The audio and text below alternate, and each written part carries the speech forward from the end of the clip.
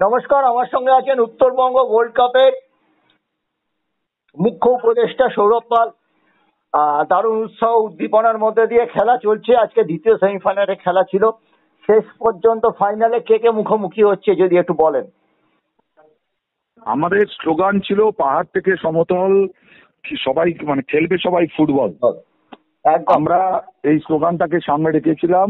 আপনাদের সবার ভালোবাসায়, শুভেচ্ছায় উত্তরবঙ্গের বিভিন্ন জেলার 8টা সেরা দলকে নিয়ে জলপাইগুড়ি ফুটবল একাডেমি ও ইন্ডিয়া স্পোর্টস গ্রুপ যৌথভাবে এই উত্তরবঙ্গ গোল্ড কাপের আয়োজন করেছিল। দুটো সেমিফাইনাল শেষ হলো গতকালকে।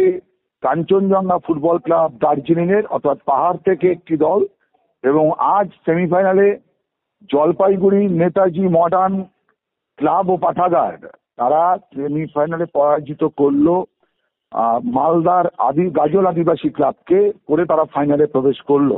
অর্থাৎ সমতলের একটি ক্লাব এবং পাহাড়ের একটি ক্লাব, এই দুটো ক্লাব এই মুহূর্তে উত্তরবঙ্গ গোল্ড কাপের ফাইনালে মুখোমুখি হচ্ছে আগামী 16ই নভেম্বর দুপুর 2টোয় জলপাইগুড়ি টাউন ক্লাব ফুটবল স্টেডিয়ামে।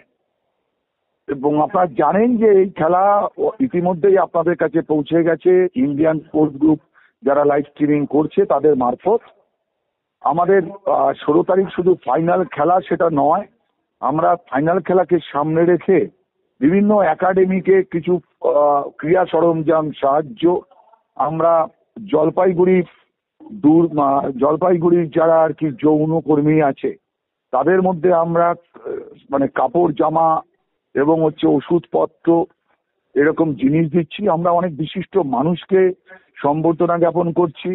এবং আরো একটা বিশেষ বিষয় যে কণিকা বর্মন, যে বলা যেতে পারে যে বাংলার বুকে মহিলা রেফারি, যে ফিফা রেফারি বাংলার থেকে এবং উত্তরবঙ্গেরই, তাকেও আমরা বিশেষ সম্বর্ধনা দিচ্ছি। আমাদের অনুষ্ঠানে উত্তরবঙ্গের সমস্ত খেলোয়াড়দেরই আমরা মূলত সম্মান দিয়ে তাদেরকে আমন্ত্রণ জানিয়েছি। কিন্তু আমরা আগামী দিন চাই যে এই ইন্ডিয়ান স্পোর্টস গ্রুপ এবং জলপাইগুড়ি ফুটবল একাডেমি আমরা মহিলা ফুটবলকেও এগিয়ে নিয়ে যেতে চাই। আগামী দিন আমাদের একটা প্রজেক্ট আসবে যে উত্তরবঙ্গ গোল্ড কাপ, যেটা হচ্ছে মহিলা ফুটবল দলকে নিয়ে আমরা করব উত্তরবঙ্গের বিভিন্ন জেলার এই পদ্ধতিতেই। তাই আমরা শান্তি আইচ মল্লিক অর্জুন অ্যাওয়ার্ড প্রাপ্ত তাকে আমরা এই অনুষ্ঠানে বিশেষভাবে আমন্ত্রণ জানিয়েছি। এবং আমাদের যারা সবাই আছে কর্তা ব্যক্তি, আমাদের এখানে ইন্ডিয়ান স্পোর্টস গ্রুপের শক্তিব্রত দাশগুপ্ত উপস্থিত আছেন, আমাদের জলপাইগুড়ি ফুটবল একাডেমির আপনার ভাইস প্রেসিডেন্ট এবং এই অন্যতম কনভেনার, জয়েন্ট কনভেনার শ্রমিক মজুমদার আছেন, যদি আছে। সবাই মিলে আমরা মহিলা ফুটবলটাকে আগামী দিন করবো বলে একটা পরিকল্পনা করেছি। তাছাড়াও আছেন যে সমস্ত গৌতম হাজরা আছেন, প্রকাশ সাহা আছে, যিনি জানেন সবাই যে কালীঘাট মিলন সংঘ ক্লাবের সাথে আছেন, তিনিও এখানে আছেন উপস্থিত। তো আমরা সবাই মিলে আগামী 16 তারিখ মহিলা ফুটবলের ব্যাপারেও আমরা একটা ঘোষণা করতে পারি। হয়তো শান্তি আইচ মল্লিককে আমরা আমন্ত্রণ জানিয়েছি আসবার জন্য।